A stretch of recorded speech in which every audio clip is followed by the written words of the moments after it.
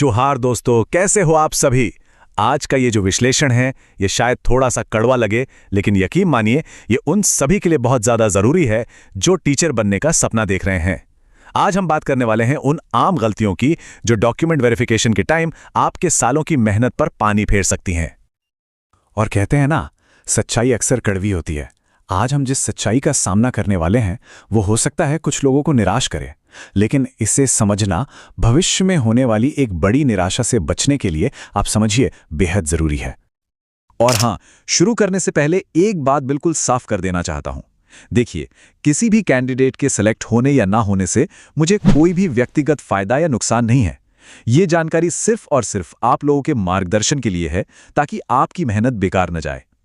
तो चलिए बात करते हैं पहली और सबसे आम समस्या की, ओवरलैपिंग डिग्री, मतलब एक ही टाइम पर बीएड और पोस्ट ग्रेजुएशन यानी पीजी की डिग्री करना।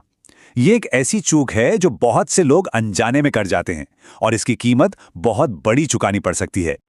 इसे ना एक असल उदाहरण से समझते हैं। मान लीजिए किसी कैंडिडेट ने 2022 से 2024 तक रेगुलर बीएड कोर्स में एडमिशन लिया, ठीक है। फिर 2023 में उन्होंने डिस्टेंस से 2023-25 सेशन के लिए पीजी कोर्स भी शुरू कर दिया।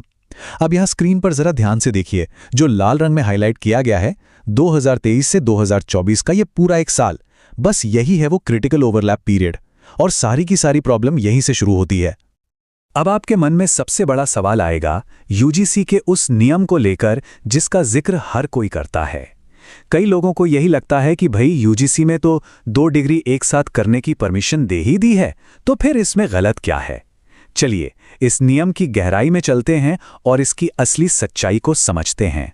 देखिए, यूनिवर्सिटी ग्रांट्स कमीशन यानी यूजीसी ने 13 अप्रैल 2022 को ये तो कहा था कि छात्र 2 एकेडमिक प्रोग्राम्स एक साथ कर सकते हैं, पर इसका मतलब ये बिल्कुल नहीं है कि किसी भी समय किसी भी कोर्स के बीच में दूसरा कोर्स शुरू कर दिया जाए। और बस यहीं पर ज्यादातर स्टूडेंट्स कंफ्यूज हो जाते हैं। उनका कहना होता है कि यूजी तो पूरा है, पीजी के लिए भी एलिजिबल हैं और बीएड के लिए भी यूजी ही चाहिए, तो फिर आखिर प्रॉब्लम है कहाँ? यहाँ सबसे जरूरी बात समझने वाली ये है कि एलिजिबिलिटी और टाइमिंग ये एक चीज नहीं होती। यूजी पूरा होने से एलिजिबिलिटी तो मिल जाती है, इसमें कोई शक नहीं, लेकिन हो सकता है कि टाइमिंग गलत हो। तो अब यहाँ एनसीटीई की भूमिका सामने आती है। देखिए, जो national council for teacher education यानी एनसीटीई है, वही भारत में बीएड जैसे सभी टीचर ट्रेनिंग कोर्सेज के नियम तय करता है। और एनसीटीई के अनुसार बीएड एक फुल टाइम प्रोफेशनल कोर्स है। इसमें daily attendance, practice teaching, internship और स्कूल एंगेजमेंट ये सब अनिवार्य होता है। इसीलिए बीएड को ऐसा कोर्स नहीं माना जाता कि इसके बीच में कोई दूसरा कोर्स भी जोड़ दिया जाए। अब यहाँ इग्नू का सबसे जरूरी पॉइंट आता है। इग्नू ने अपने नोटिफिकेशन के ऑप्शन सी में साफ साफ लिखा है कि एआईसीटीई, एनसीटीई और आईएनसी जैसे जो रेगुलेटरी बॉडीज हैं, उनके अंतर्गत आने वाले कोर्सेज में साइमल्टेनियस एडमिशन तब तक अलाउड नहीं होगा जब तक कि वो संबंधित रेगुलेटरी बॉडी खुद अपनी गाइडलाइन जारी ना कर दे। और बीएड एक ऐसा ही कोर्स है जो एनसीटीई के अंडर आता है, और एनसीटीई ने आज तक कभी ये नहीं कहा कि बीएड करते हुए पीजी को साइमल्टेनियसली किया जा सकता है। इसका मतलब बिल्कुल साफ है, यूजीसी ने एकेडमिक कोर्सेज के लिए छूट तो दी, लेकिन एनसीटीई ने बीएड को फुल टाइम माना, और आईजीएनओ ने खुद ये क्लियर कर दिया कि ऐसे कोर्सेज उस छूट में अपने आप शामिल नहीं होंगे।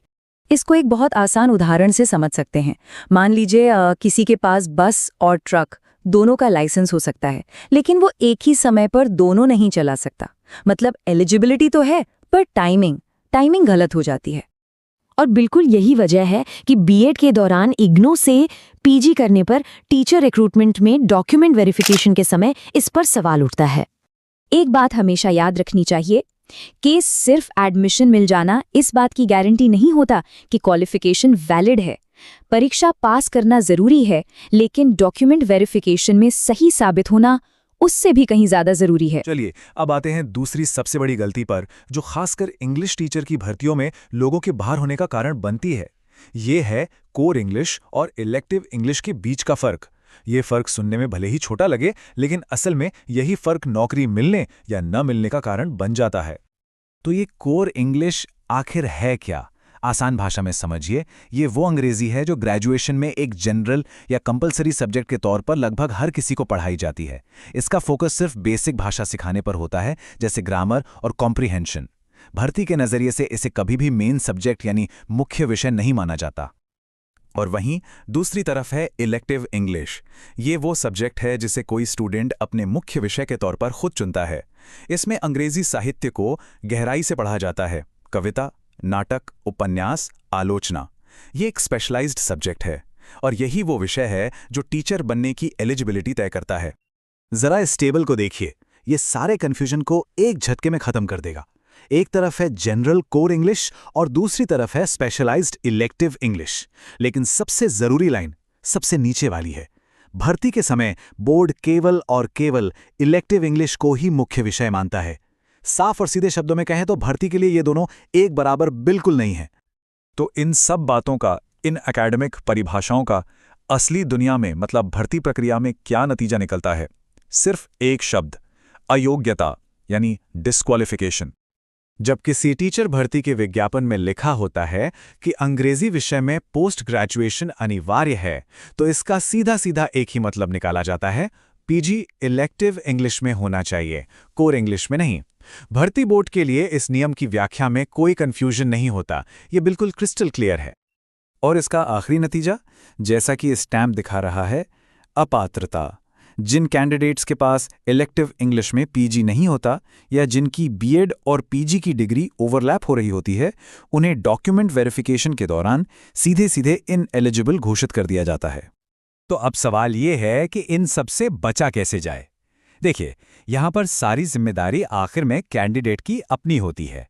आपकी जागरूकता ही आपका सबसे बड़ा बचाव है। एक बात मैं फिर से साफ कर दूं, इस पूरे विश्लेषण का मकसद किसी को डराना बिल्कुल नहीं है, बल्कि सावधान करना है। मकसद है आपको बचाना, आपकी मेहनत को, आपके समय को और सबसे जरूरी आपकी उम्मीद को टूटने से बचाना। तो कुछ बातें हमेशा के लिए याद रखिए। परीक्षा पास करना लड़ाई का सिर्फ एक हिस्सा है। अपनी योग्यता को नियमों के हिसाब से साबित करना आखिरी और सबसे अहम कदम है। इसलिए किसी भी पोस्ट के लिए अप्लाई करने से पहले भर्ती के विज्ञापन को एक एक शब्द ध्यान से पढ़ें और अपनी डिग्रियों को उन नियमों पर जरूर परख लें। उम्मीद है कि इस जानकारी से आप सभी को काफी मदद मिली होगी। फिर भी अगर मन में कोई सवाल है, कोई शंका है, तो नीचे कमेंट्स में जरूर पूछिएगा। आने वाले विश्लेषणों में हम उन पर भी बात करने की पूरी कोशिश करेंगे। धन्यवाद।